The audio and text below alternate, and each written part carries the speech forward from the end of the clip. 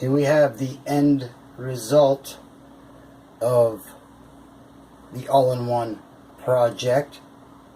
99.999% done.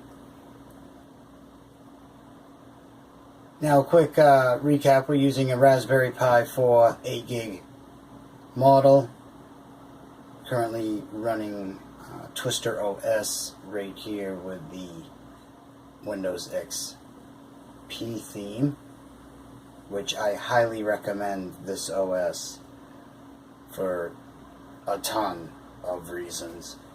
Now, the deal with the Raspberry Pi when we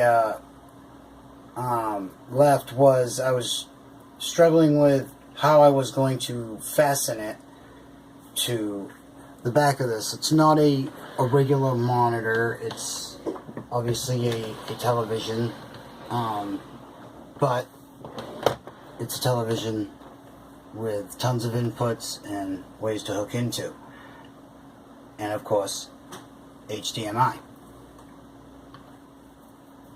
Now, what we ended up doing is just simply went with some Velcro fasteners. Makes it very easy and holds it on there real good. Now, I think I'm going to put a piece of Velcro for the switch.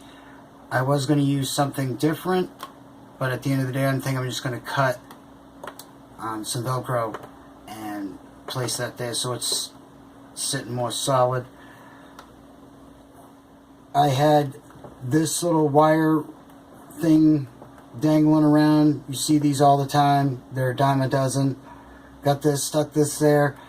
I figured it was better for the HDMI and the power, all that, and of course you can run the peripherals through that.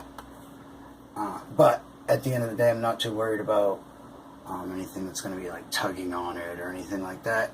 And even if it does, it's going to pull this off before it would pull the TV / monitor off. Now, the other thing was a camera.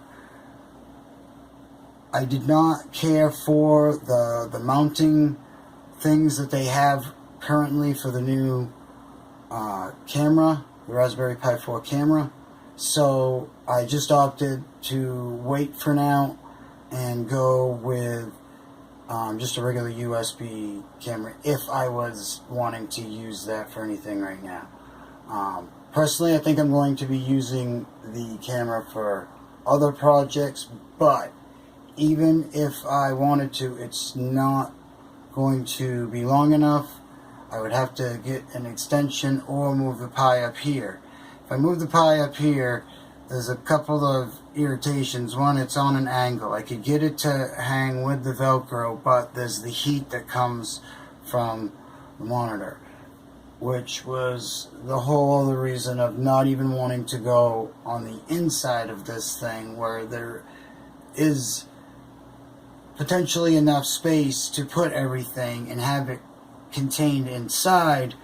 I wanted the ability to be able to get at the Pi and make upgrades or change things way easier, and there's really no need to make it more involved than it needs to be.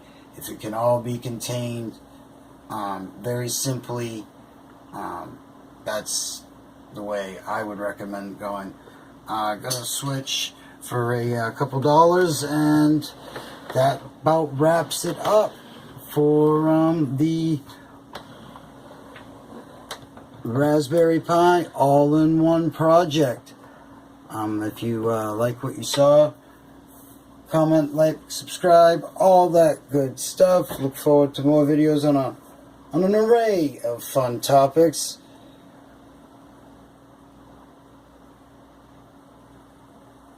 And have a great day.